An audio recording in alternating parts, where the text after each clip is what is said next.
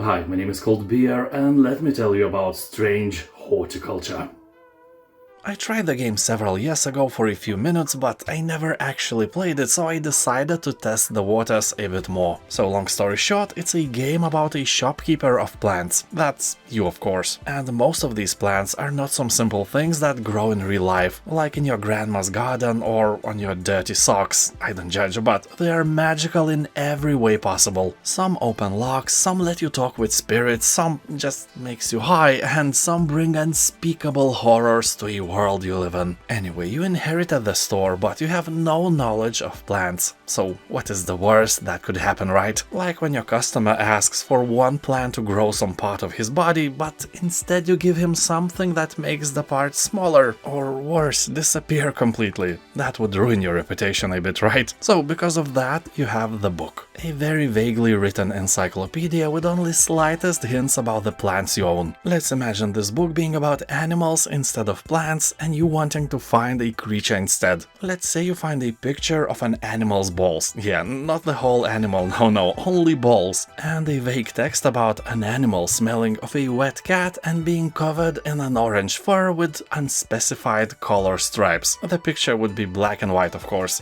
Can you guess the animal? Of course you can. It's a tiger, that is easy, but imagine if the animal would be some fantasy imaginary creature, as all of these plants in the game are. Some of your customers here know the plant names they want, and that makes your job easier. You know, someone says that he wants plumbus, for example, so you search for plumbus in your encyclopedia, and then try to identify it correctly from the variety of different plants you have. But others, just like your girlfriend, have no idea what they want. They are like, "Hey, I see dead people, I wish I stopped doing this. Do you have a plan that makes dead people disappear?" I'm not spoiling you anything, by the way, but the questions are quite similar. So in this instance you have to find a plant that does that. So you read your book until you stumble on the text that says, "Removes visions of the ancestors in rare cases." So you are like, hey, you need that. Probably. And then you either successfully identify the plant, or your fear and madness meter increases. You can be wrong only a few times until your consciousness is shattered and you have to solve a boring puzzle to continue your play. To be honest, I felt like this only once. So I don't know if there is a limit, but the process is time consuming and boring, so you really want to avoid doing that again. Speaking about other boring things, yeah, you will have to read everything by yourself. No voice acting is implemented. And that can only mean that you must be mentally prepared for this game, like there is no way that you can play it after a hard work day. You will fall asleep in minutes. The concentration and imagination this title requires makes this game a morning game, or a game for a weekend, where a well-rested you can dive into a world of imaginary plants. My wife also played the game and she said that she liked the fantasy part of it, but was also a bit disappointed that strange horticulture has only fictional plants. You learn about them, you learn to identify them, but after the game none of this is usable in the real world. So I agree with my wife that this game could be a knowledge-infusing title and you would become a bit smarter after playing it. You know, telling apart a flowering wild dill from a poison hemlock is always useful knowledge to have. And with plants, it is the same as with mushrooms. Don't gather anything you are not 100% sure about if you want to live longer than, you know, someone you hate. But don't get me wrong, I think that imaginary plants and fantasy traits are very cool as well. I honestly imagined running the place in a world of Harry Potter or something similar like that. A very nice vibe, except leaning way more to a dark fantasy side. You know, some of the plants you sell have horrific traits. And speaking about selling things and store-running business in general, the game has no money system. And I don't know if I agree with this, because we, the people, are powered by greed. Well, most of us like money, and developers decided that money in the trading and sales game,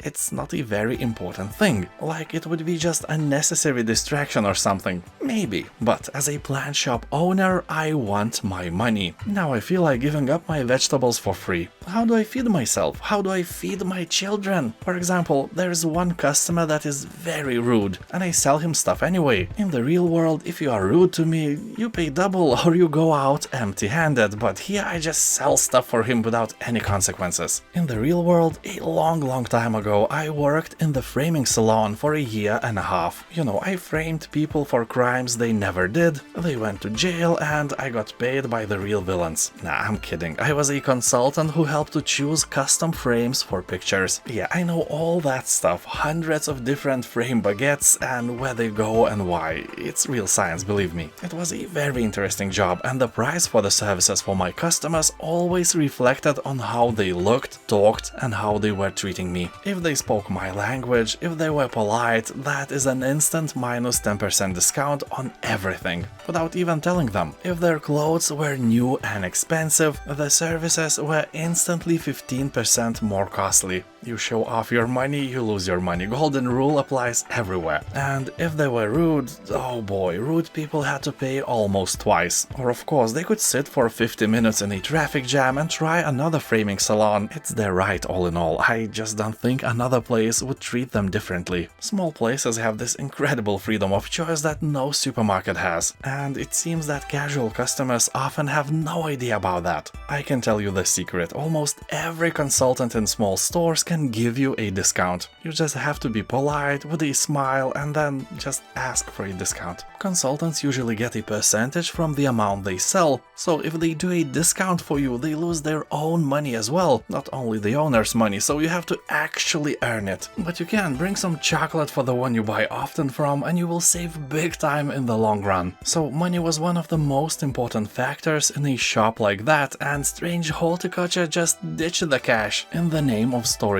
Okay, that makes game mechanics less problematic, but also takes away fun haggling, negotiating and bargaining skills away. Also, you can't just go out and find new plants, sell them, buy more of them, earn money, upgrade your shop, and so on. It's not this kind of game. Instead, here you have a map you can explore. The mechanic is simple. Your travel meter fills up in time, or you can speed it up by watering the plants. Then you can choose a spot on the map and bam! You either get a story of how you found something, usually a new plant, or a sad message, "There's nothing in this spot." And then you have to wait for your travel meter to fill up to try again. And you usually get various letters and hints about where to go. Like, you know, go to the Schlimmering Sleem, and 7 miles north you will see the river and a lake, and in between them there is a canyon, and in the end of it, there you will find a beautiful moist flower. I honestly hated this spot after failing and failing over and over again to find some spot for the current quest. That felt like a chore. If not the hint system, I probably had uninstalled the game in the first hour. And the hint system is simple. You click on it and the hint of what you should do appears. When you press the next hint, you get even more clues. I never used it to identify the plants, but I clicked as many times as required to just get an exact coordinates of the map location I have to go. Seriously, this mechanic is horrendous. I wish they never implemented that. I know it adds another depth to the game, but instead they could just reveal parts of the map when you get a hint or a letter telling about the place. Like, you know, suddenly you are allowed to travel there. And yeah, of course you would want to click on a new spot. That would be cool. The game itself is quite short.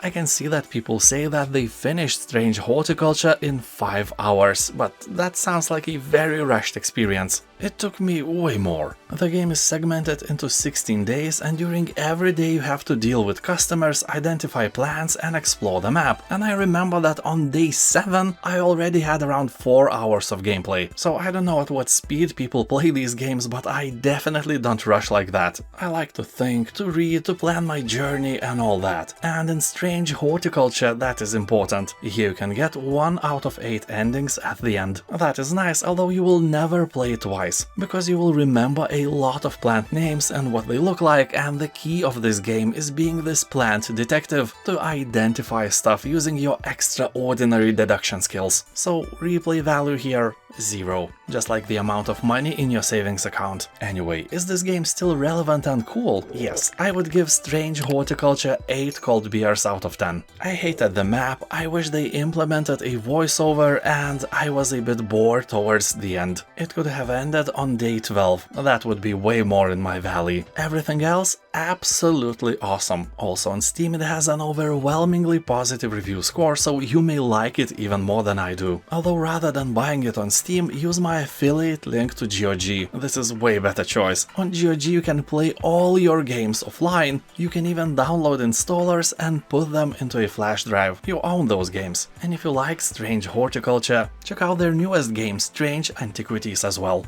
And now thank you for watching, have a nice day, and I'll see you next time. Subscribe.